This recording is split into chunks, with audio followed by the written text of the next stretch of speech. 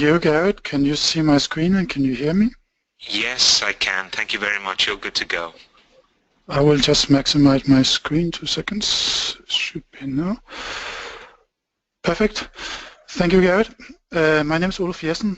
I'm from the Water Resource Department at DHI, and I'm located here in Denmark. And I'm also the project manager of the Floods and Drought Management project, which Garrett introduced in the beginning of this session. This presentation I have, it will be a very brief overview presentation of the drought risk management approach which we are trying to implement as part of this project. The presentation is not based on cases, as will be for both the presentation from IVMI, which we just saw, and also the presentation which will come after me from the Hydro and Agri-Informatics Institute, but it will be focusing on the overall concept which we are trying to implement. When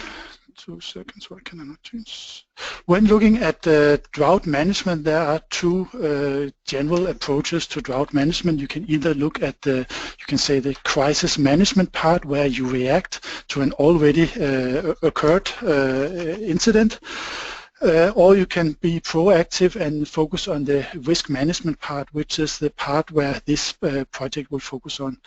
And the objective with the risk management part is really to improve the capacity to adapt to future drought events. And in this project we are focusing on the technical aspects of risk management through improved tools for early detection and warning of droughts, and also through improved planning tools which can allow or increase the capacity of decision makers to make proper decisions, which can hopefully increase the adaptation capacity, but also increase the impact and the risk of future drought events. So our objective is to basically to increase the capacity for early detection and of both current and future drought events, and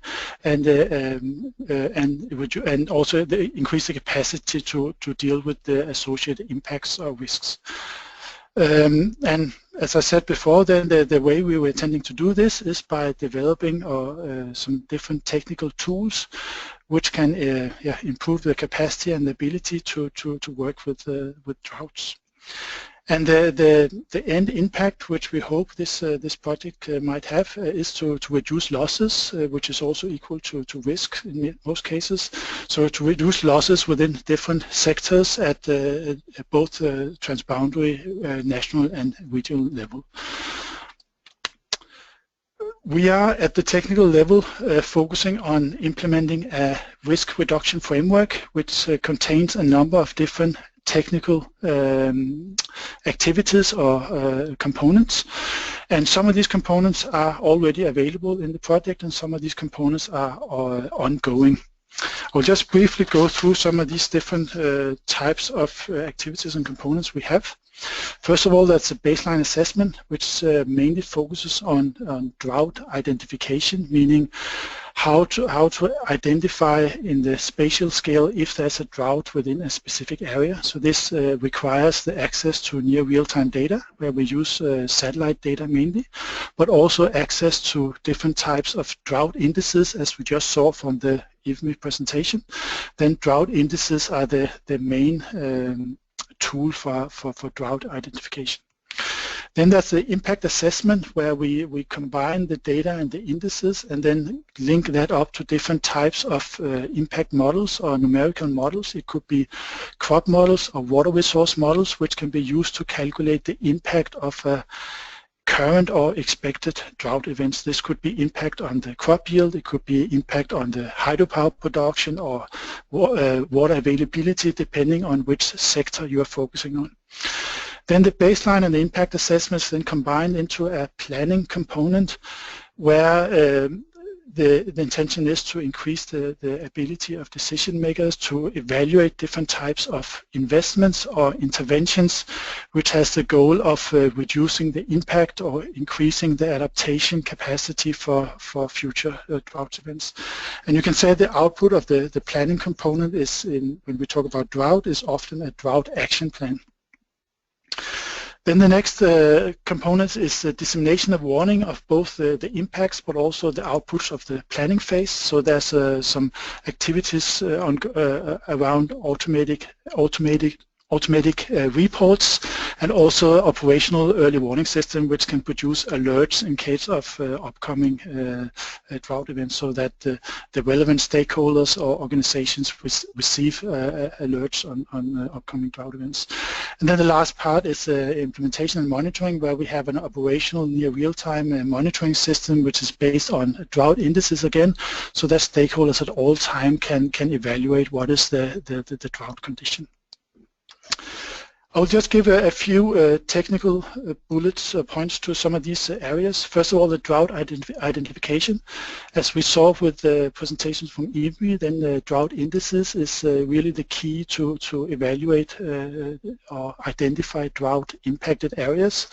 And we have in the project a wide range of different types of drought indices which we are evaluating and testing. We are both using indices based on single parameters like vegetation or rainfall, but we're also looking very much into combined or integrated indices which combines different data sources into a drought assessment or drought status. And the focus moving forward in this project will very much be to evaluate these different types of drought indices in different locations and also connected to different decisions.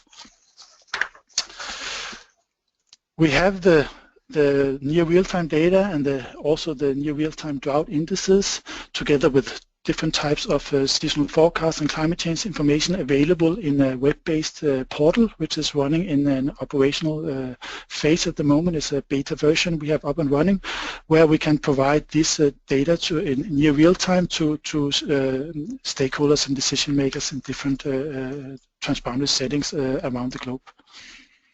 And just to say that we are only focusing on freely available and global data in this project, so all the outputs from this project will be based on freely available tools and data.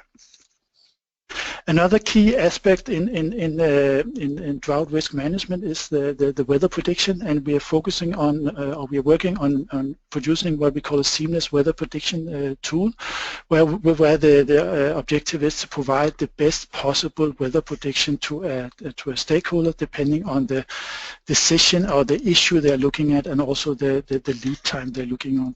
At the moment we have a seasonal forecast product and we have a 2-week forecast product in operation, and we are looking at probabilistic forecasts, so we are also trying to include the uncertainty of drought forecasting into the system, as this is very much important for decision makers when they need to evaluate upcoming drought events.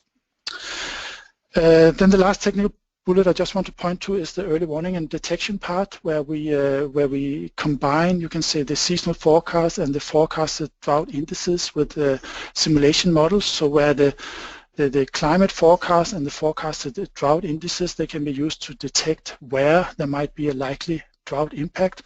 Then we can use the simulation models to estimate the impacts and the risks or the losses in connection with this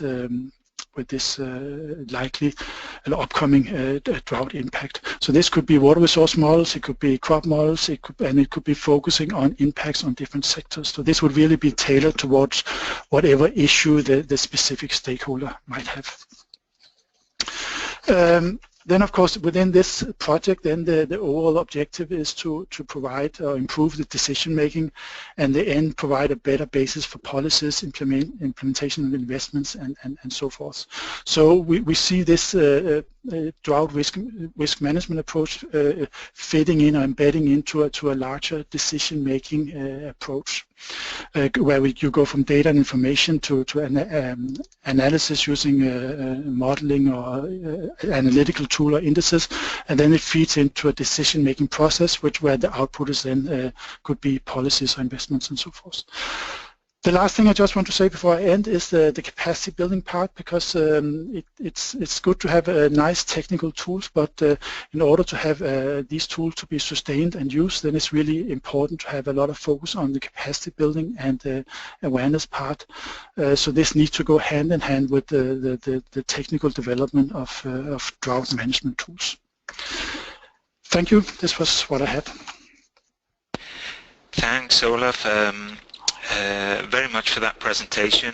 We appreciate you were trying to cover a lot of ground in well, we only gave you a short amount of time, so I would encourage people to take a look at the project website for more detailed information, and of course they're also welcome to contact you at this email address.